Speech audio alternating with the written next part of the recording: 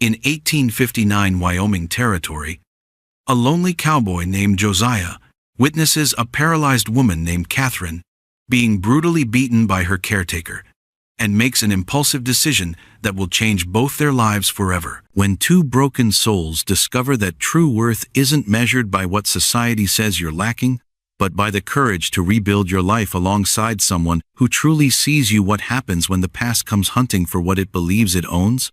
Dust swirled through the empty streets like ghosts searching for the living. Josiah Brennan rode his brown horse through Cedar Ridge, Wyoming Territory, on a cold November day in 1859. The town looked half dead since the silver mine closed down last spring. His stomach growled louder than thunder. 3 days without a proper meal made even hardtack sound good right now. The general store sat boarded up tight, but maybe the boarding house still served food to travelers with coin in their pockets. Josiah's horse snorted and shook her head, ears twitching toward a sound that didn't belong. A woman's cry cut through the afternoon air like a knife through butter. Not the usual holler of children playing or wives calling husbands home for supper. This sound carried pain that made his chest feel tight. He'd heard plenty of domestic troubles in his 32 years. Smart men kept riding when family business got loud. But something about this particular cry made his hands pull tight on the leather reins without his brain giving the order. Through the dirty window of Murphy's boarding house, movement caught his eye. A big man with graying whiskers raised his meaty fist high above his head. Below him sat a woman with auburn hair, trapped in some kind of chair with wooden wheels. She couldn't run, couldn't dodge, could only sit there and take whatever came next.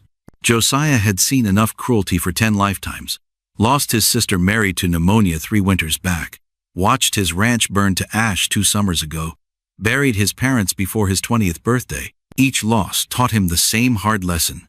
Caring about other people only brought heartache, but Mary's voice whispered in his memory like wind through dry grass. Promise me something, Josiah. Promise you'll remember that broken don't mean worthless. The woman in the chair lifted her head, and even through glass and grime, he could see green eyes that held more strength than fear. She wasn't begging or crying, just waiting with the patience of someone who'd learned that fighting back only made things worse. The big man's fist came down fast and hard. Josiah's boots hit the ground before his horse stopped moving. "You clumsy fool!" Vernon Cates roared like an angry bear inside the boarding house parlor. "Can't even pour coffee without spilling it everywhere." Catherine Mills pressed a torn rag against her bleeding lip, tasting copper and shame. The coffee cup lay in pieces on the wooden floor, brown liquid spreading toward the fireplace like a guilty secret trying to hide. Her hands shook so bad she could barely hold the cloth steady. "I'm sorry, Vernon. The cup slipped when you moved your arm. I didn't mean." "Didn't mean?" His voice got louder and meaner. "That's all I ever hear from you. Didn't mean to drop the dishes. Didn't mean to slow down the washing. Didn't mean to be such a burden on decent folks." Through the window, Catherine watched a stranger tie his horse to the hitching post. Tall man wearing a brown hat, moving with the careful grace of someone who'd learned to watch for trouble. Most travelers avoided Cedar Ridge these days. Too little money, too much desperation floating around like bad air. "Look at me when I'm talking to you." Vernon grabbed her chin with thick fingers, forcing her head up. "Your own family dumped you here because they couldn't stand looking at your useless legs anymore. Should have left you to freeze that first winter, instead of taking pity." The words hurt worse than his fists ever could. Catherine closed her eyes and tried to remember a time when people looked at her like she mattered. Before the accident with the runaway wagon. Before the fever that followed. Before her legs stopped working and her family decided she'd become too much trouble to keep around. "Please," she whispered, "I'll clean up the coffee. I'll be more careful next time." "Next time?" Vernon laughed, but no humor lived in the sound. "Woman who can't walk ain't got no business trying to serve anybody anything. You're nothing but dead weight around here." Heavy boots stomped across the front porch outside. Catherine's heart jumped like a rabbit, sensing danger. Vernon never got visitors this late in the day. Most folks in town crossed the street rather than deal with his drunk anger and loud mouth. The door exploded inward with a crash that shook dust from the ceiling beams. A stranger filled the doorway, hat casting shadows over his face. But Catherine could see his eyes clearly enough, dark as winter night. and burning with something that looked dangerously close to justice. The boarding house door exploded inward like thunder on a clear day.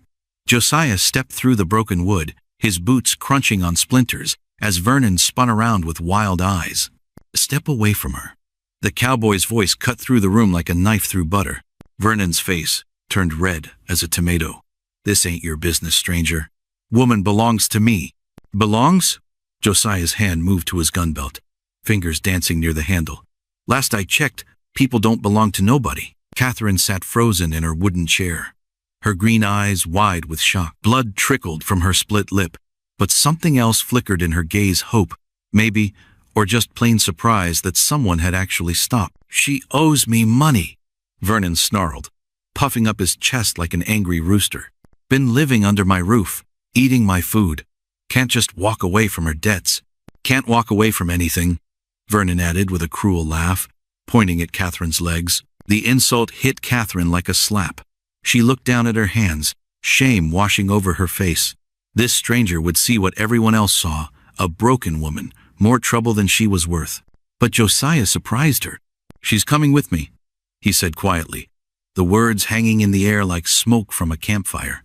Vernon blinked twice, then burst out laughing. "You're crazier than a loon. What you gonna do with a busted-up woman?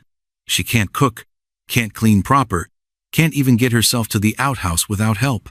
"I can do plenty," Catherine whispered, her voice barely audible. "What was that?" Vernon cupped his ear, mocking her. "I said I can do plenty." Catherine's voice grew stronger, surprising everyone in the room, including herself. Josiah crouched down beside her chair, bringing his eyes level with hers. "Ma'am, I got a cabin up in the mountains. Nothing fancy, but it's peaceful. You can come if you want, or you can stay here. Your choice." Catherine stared at him. When was the last time anyone had given her a choice about anything? People decided things for her, where she lived, what she ate, when she slept. They talked over her head like she wasn't even there. "I don't have any money," she said. "Don't need any. I can't pay you back." "Not asking you to." Vernon stepped forward, his fists clenched. "Now hold on just a minute. You can't just walk in here and steal my property. I got rights." "So does she." Josiah stood up slowly, his full height making Vernon take a step back. The room fell silent except for the tick of an old clock on the mantel. Catherine looked between the two men, her heart pounding like a drum. Part of her wanted to go with this stranger who spoke to her like she mattered. But another part, the part that had been beaten down for years, whispered that she was fooling herself. "Why?" she asked Josiah. "Why would you help me?" He was quiet for a moment, his dark eyes thoughtful. "Because everybody deserves a chance to start over, even if they think they don't." Catherine felt tears prick her eyes. When was the last time someone had looked at her and seen possibility instead of problems? The wagon wheels creaked and groaned as they rolled away from Cedar Ridge, each turn taking Catherine farther from the only life she'd known for the past 3 years. Josiah had bought the wagon and horse with money from his coat pocket, moving with the quiet efficiency of a man used to making quick decisions. "You can change your mind," Catherine said for the third time, pulling the borrowed blanket tighter around her shoulders. November wind bit through the thin fabric of her dress. Josiah glanced at her sideways. "You want to go back?" "No." The word came out faster than she'd meant it to. "I mean, I don't want to be trouble." "What kind of trouble you figure you'll be?" Catherine had a whole list ready. She needed help getting in and out of bed. She couldn't reach high shelves or carry heavy things.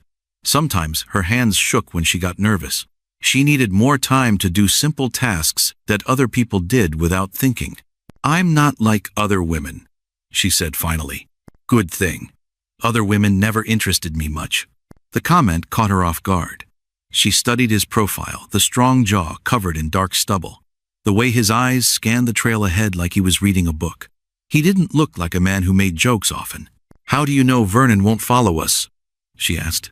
"He might, but that's a bridge we'll cross when we come to it." They rode in comfortable silence for a while, the wagon climbing steadily into the foothills. Pine trees grew thicker as they gained elevation, their green branches heavy with the promise of snow. "Tell me about this cabin of yours," Catherine said, genuinely curious. "Built it myself 5 years ago. Got a good, stone fireplace. Windows facing east to catch the morning sun." His voice grew warmer as he talked. Garden plot out back where I grow vegetables. Root cellar to keep things fresh through winter. Sounds peaceful. It is. Sometimes too peaceful. He paused. Gets lonely up there. Catherine understood lonely. She'd been surrounded by people at the boarding house but felt more alone than she ever had in her life. There was a difference between being by yourself and being lonely, though she'd never been able to explain it to anyone who hadn't felt both. "What made you come to town today?" she asked. Josiah was quiet so long she thought he wouldn't answer. When he finally spoke, his voice was soft. "Needed supplies. But mostly, I reckon I was looking for a reason to believe there was still good in the world. Did you find it?"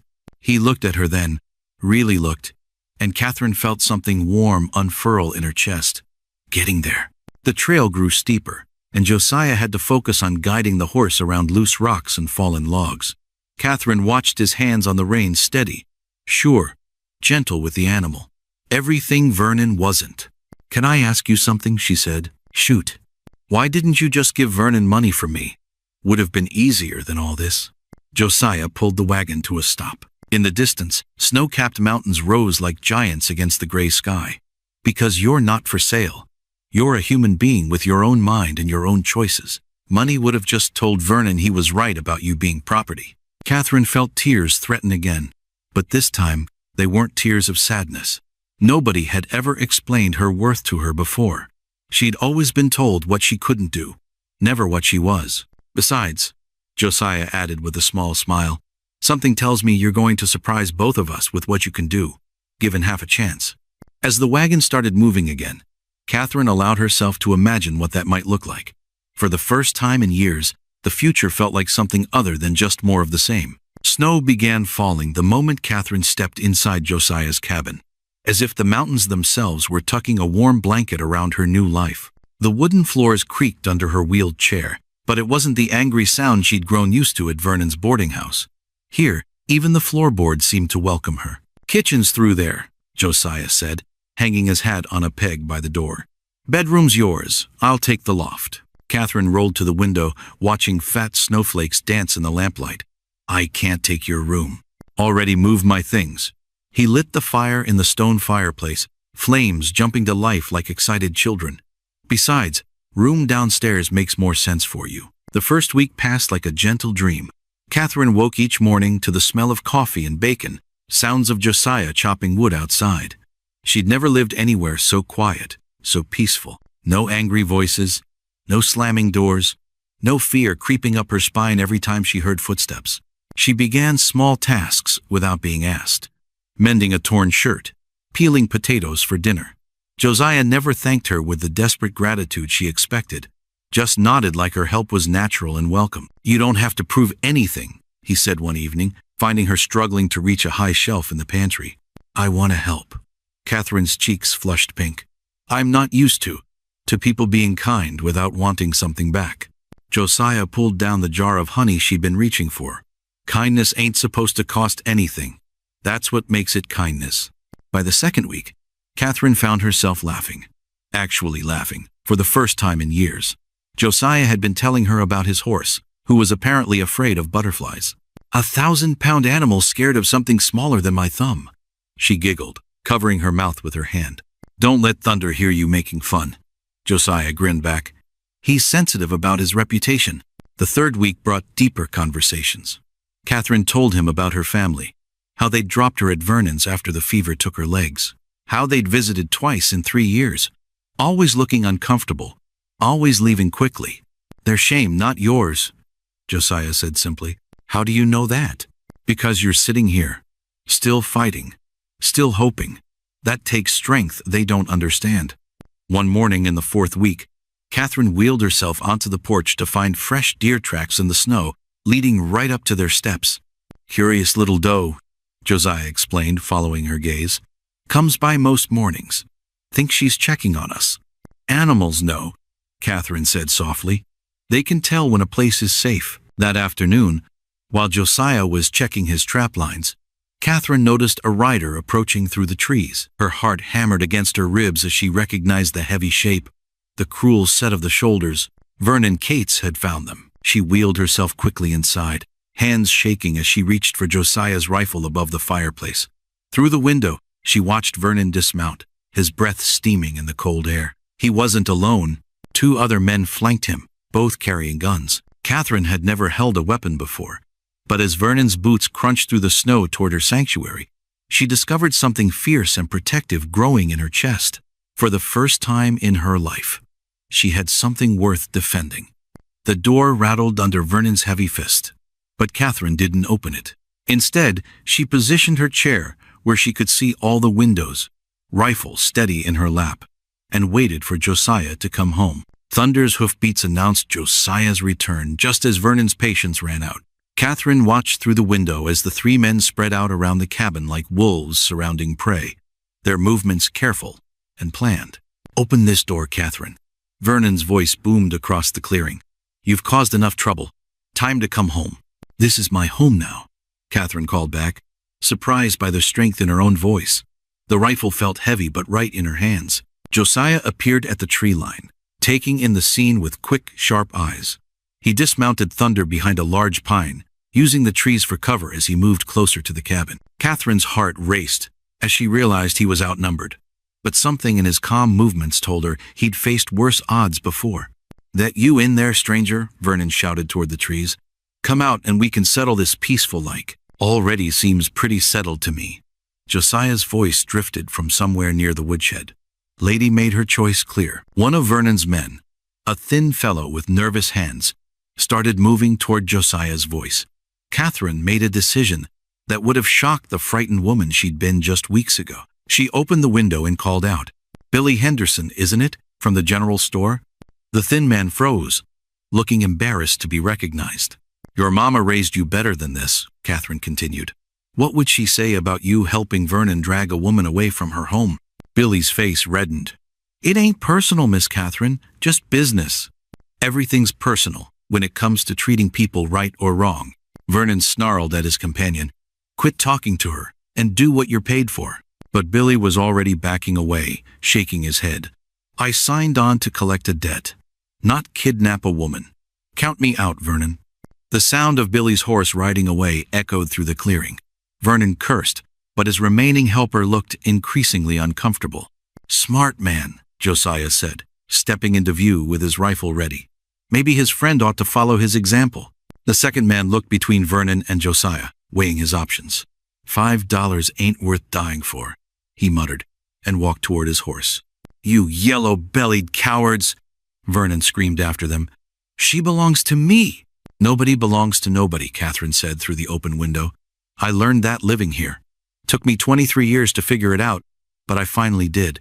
Vernon's face twisted with rage. "You owe me money, girl. 3 years of room and board don't come free." "Room and board?" Catherine's laugh held no humor. "You mean that moldy corner where you kept me? The scraps you threw at me like I was a dog? The beatings every time I couldn't move fast enough? I fed you. Kept a roof over your head when your own family wouldn't. You kept me prisoner." Catherine's voice grew stronger with each word. "But I'm not your prisoner anymore." Josiah had moved closer during their exchange, now standing just 20 feet from Vernon. "Time to leave, Cates." Lady spoke in her piece. "This ain't over," Vernon snarled, but he was backing toward his horse. "I'll get the law involved. She signed papers. Any papers saying a person can own another person got torn up about 10 years ago," Josiah replied calmly. "War settled that question." Vernon mounted his horse, face purple with fury. "You think you can hide up here forever? Winter won't last. Come spring, I'll be back with the sheriff." "Sheriff's welcome any time," Catherine called out. "I'll tell him all about your hospitality. Every bruise, every cruel word, every night I went to bed hungry while you got fat off my family's money." Vernon jerked his horse's reins hard enough to make the animal rear.